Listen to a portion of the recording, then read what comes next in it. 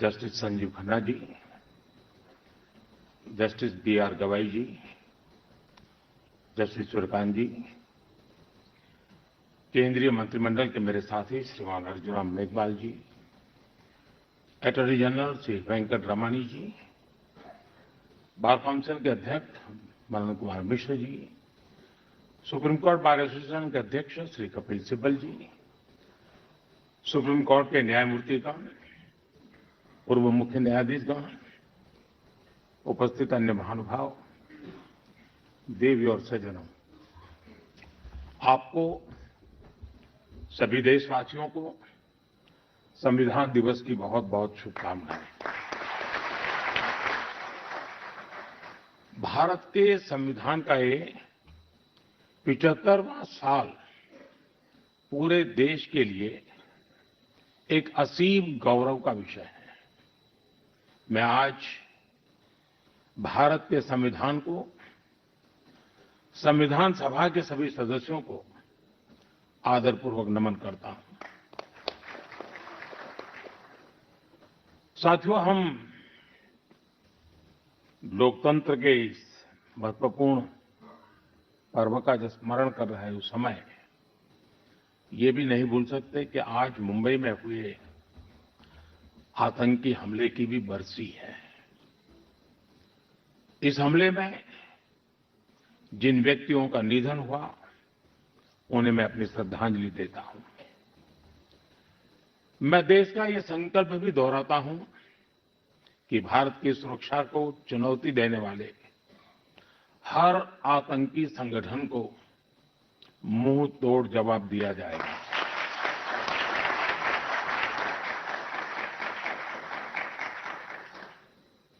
साथियों, संविधान सभा की लंबी बहस के दौरान भारत के गणतांत्रिक भविष्य पर गंभीर चर्चाएं हुई थी। आप सभी उस डिबेट से भलीभांति परिचित हैं और तब बाबा साहब आंबेडकर ने कहा था, constitution is not a mere lawyer's document. It's a spirit, is always the spirit of age.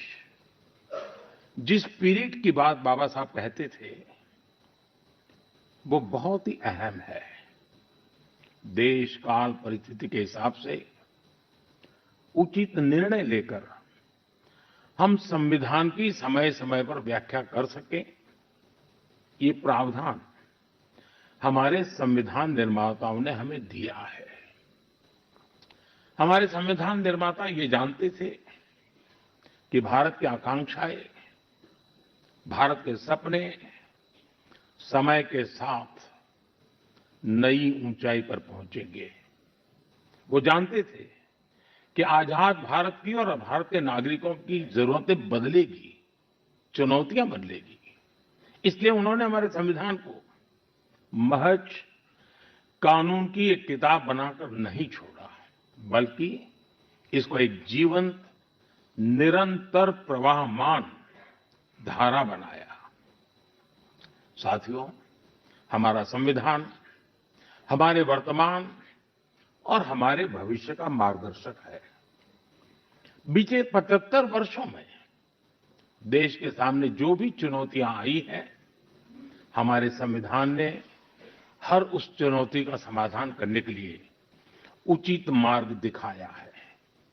इसी कालखंड में आपातकाल जैसा समय भी आया और हमारे संविधान ने लोकतंत्र के सामने आई इस चुनौती का भी सामना किया। हमारा संविधान देश की हर जरूरत, हर अपेक्षा पर खरा उतरा है। संविधान से मिली इस शक्ति की वजह से ही आज जम्मू कश्मीर में भी बाबा साहब का संविधान पूरी तरह लागू हुआ है।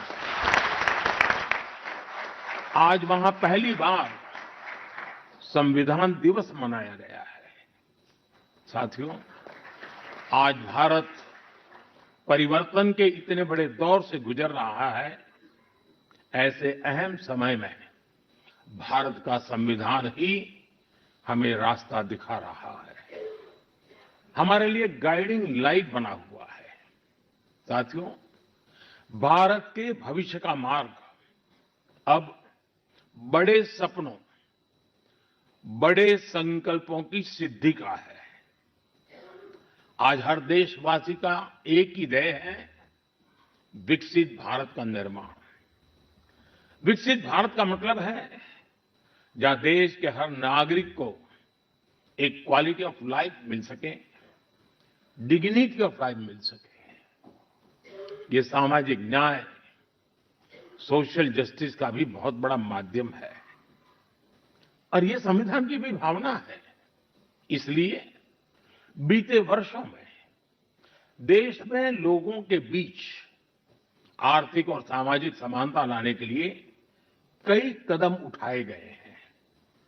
बीते 10 वर्षों में 53 करोड़ से ज्यादा ऐसे भारतीयों का बैंक खाता खुला है जो बैंक के दरवाजे तक नहीं पहुंच पाते थे। बीते 10 वर्षों में 4 करोड़ ऐसे भारतीयों को पक्का घर मिला है जो कई कई पीढ़ियों से बेघर थे।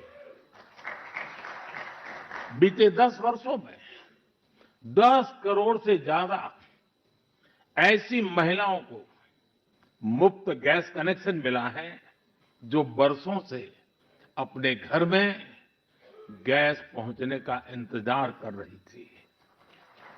हमें आज के जीवन में बहुत आसान लगता है कि घर में नल खोला और पानी आ गया, लेकिन देश में आजादी के 75 साल बाद भी सिर्फ 3 करोड़ घर ही ऐसे थे जिनमें नल से जल आता था। करोड़ों लोग तब भी अपने घर में नल से जल का इंतजार कर रहे थे।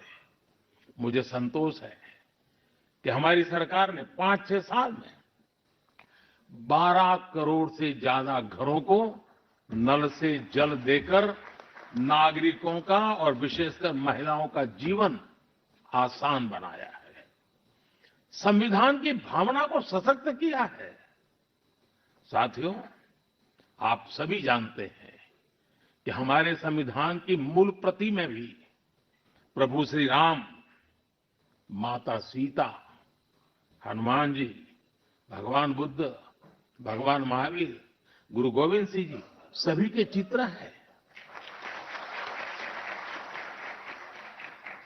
भारत की संस्कृति के प्रतीक इन चित्रों को संविधान में इसलिए स्थान दिया गया ताकि वो हमें मानवीय मूल्यों के प्रति सजग करते रहे। ये मानवीय मूल्य आज के भारत की नीतियों और निर्णयों का आधार है। भारतीयों को त्वरित न्याय मिले, इसके लिए नई न्याय संहिता लागू की गई है। दंड आधारित व्यवस्था अब न्याय आधारित व्यवस्था में बदल चुकी है। महिलाओं की राजनीतिक भागीदारी बढ़ाने के लिए नारी शक्ति बंधन अधिनियम का ऐतिहासिक निर्णय हुआ है। हमने थर्ड जेंडर को उनकी पहचान और उनका हक दिलाने के लिए भी कदम उठाए हैं। हमने दिव्यांगजनों के जीवन को आसान बनाने के लिए भी व्यवस्थाएं बनाई हैं। साथियों, आज देश का बहुत ज्यादा जोर देश के नागरिकों की ईज ऑफ लिविंग पर है। एक समय था जब पेंशन पाने वाले सीनियर सिटीजन्स को बैंक में जाकर साबित करना होता था कि वो जीवित है। आज सीनियर सिटीजन्स को घर बैठे ही डिजिटल लाइफ सर्टिफिकेट्स की सुविधा मिल रही है। करीब करीब 1.5 करोड़ सीनियर सिटीजन्स अब तक इस सुविधा का लाभ उठा चुके हैं। आज भारत वो देश है जो हर गरीब परिवार को 5 लाख रुपए तक के मुफ्त इलाज की सुविधा देता है। आज भारत वो देश है जो 70 वर्ष से ऊपर के हर बुजुर्ग को फ्री हेल्थ केयर की सुविधा देता है। देश के हजारों जन औषधि केंद्रों पर आज 80% डिस्काउंट पर सस्ती दवाइयां मिल रही हैं। एक समय में हमारे देश में इम्यूनाइजेशन की कवरेज भी 60% से भी कम थी। करोड़ों बच्चे हर साल टीकाकरण से छूट जाते थे। आज मुझे संतोष है कि अब मिशन इंद्रधनुष की वजह से भारत में इम्यूनाइजेशन की कवरेज 100% पहुंच रही है। आज दूर सुदूर के गांवों में भी समय पर बच्चों का टीकाकरण हो पा रहा है। इन प्रयासों ने गरीबों की, मध्यम वर्ग की बहुत बड़ी चिंता कम की है। साथियों, आज देश में कैसे काम हो रहा है, उसका एक उदाहरण एस्पिरेशनल डिस्ट्रिक्ट अभियान भी है। देश के 100 से अधिक ऐसे जिले जिन्हें पिछड़ा कहा जाता था, हमने उन्हें एस्पिरेशनल डिस्ट्रिक्ट माना और वहां हर पैरामीटर में विकास की गति तेज की गई है। आज देश के अनेक एस्पिरेशनल डिस्ट्रिक्ट दूसरे जिलों से बहुत बेहतर कर रहे हैं। अब इसी मॉडल के आधार पर हमने एस्पिरेशनल ब्लॉक प्रोग्राम भी शुरू किया है। साथियों, लोगों की रोजमर्रा की जिंदगी से परेशानियां खत्म करने पर भी आज देश का बहुत ज्यादा जोर है। कुछ साल पहले तक भारत में 2.5 करोड़ घर ऐसे थे जो शाम होते ही अंधेरे में डूब जाते थे। उन घरों में बिजली कनेक्शन ही नहीं था। सबको बिजली का मुफ्त कनेक्शन देकर देश ने उनके जीवन को रोशन कर दिया है।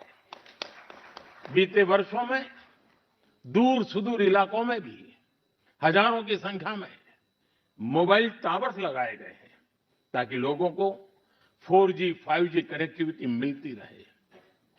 पहले कभी आप अंडमान या लक्षद्वीप जाते थे तो वहां ब्रॉडबैंड कनेक्टिविटी नहीं मिलती थी। आज अंडर वाटर ऑप्टिकल फाइबर ने ऐसे द्वीपों तक भी अच्छी स्पीड वाला इंटरनेट पहुंचा दिया है। हमारे यहां गांव के घरों, गांव की जमीन से जुड़े कितने विवाद होते रहे हैं, ये भी हम भली-भांति जानते हैं। पूरी दुनिया में विकसित देशों के सामने भी लैंड रिकॉर्ड एक बहुत बड़ा चैलेंज रहा है, लेकिन आज का भारत इसमें भी लीड ले रहा है। पीएम स्वामित्व योजना के तहत आज गांव के घरों की ड्रोन मैपिंग की जा रही है और लीगल डॉक्यूमेंट इश्यू किए जा रहे हैं। साथियों, देश के विकास के लिए आधुनिक इंफ्रास्ट्रक्चर का तेज निर्माण भी उतना ही जरूरी है। इंफ्रास्ट्रक्चर के प्रोजेक्ट समय पर पूरे होने से देश का धन भी बचता है और प्रोजेक्ट भी, उसकी उपयोगिता भी बहुत बढ़ जाती है। इसी सोच के साथ प्रगति नाम से एक प्लेटफॉर्म बनाया गया है जिसमें इंफ्रा प्रोजेक्ट्स का रेगुलर रिव्यू होता है और इनमें से कुछ प्रोजेक्ट्स तो ऐसे होते जो 30-30, 40-40 साल से पेंडिंग थे। मैं खुद इसकी मीटिंग को चेयर करता हूं। आपको जानकर अच्छा लगेगा कि अभी तक 18 लाख करोड़ रुपए के ऐसे प्रोजेक्ट्स को रिव्यू करके उनके सामने की अड़चनों को दूर किया जा चुका है। समय पर पूरे हो रहे प्रोजेक्ट्स लोगों के जीवन पर बहुत सकारात्मक प्रभाव डाल रहे हैं। देश में हो रहे ये प्रयास देश की प्रगति को भी गति दे रहे हैं और संविधान की मूल भावना को भी सशक्त कर रहे हैं।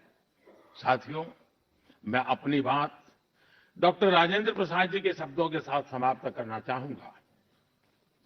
26 नवंबर आज के ही दिन 1949 में संविधान सभा में अपने समापन भाषण में डॉक्टर राजेंद्र प्रसाद जी ने कहा था, भारत को आज ईमानदार लोगों के एक समूह से ज्यादा कुछ नहीं चाहिए जो अपने हितों से आगे देश का हित रखेंगे। नेशन फर्स्ट, राष्ट्र सर्वप्रथम की यही भावना भारत के संविधान को आने वाली कई कई सदियों तक जीवंत बनाए रखेगी। संविधान ने मुझे जो काम दिया है, मैंने उसी मर्यादा में रहने का प्रयास किया है। मैंने कोई एंक्रोचमेंट की कोशिश नहीं की है, क्योंकि संविधान ने मुझे वो काम कहा, इसलिए मैंने अपनी मर्यादाओं को संभालते हुए अपनी बात को रखा है। यहाँ तो इशारा ही करना होता है, ज्यादा कुछ कहने की जरूरत नहीं होती है। बहुत बहुत धन्यवाद।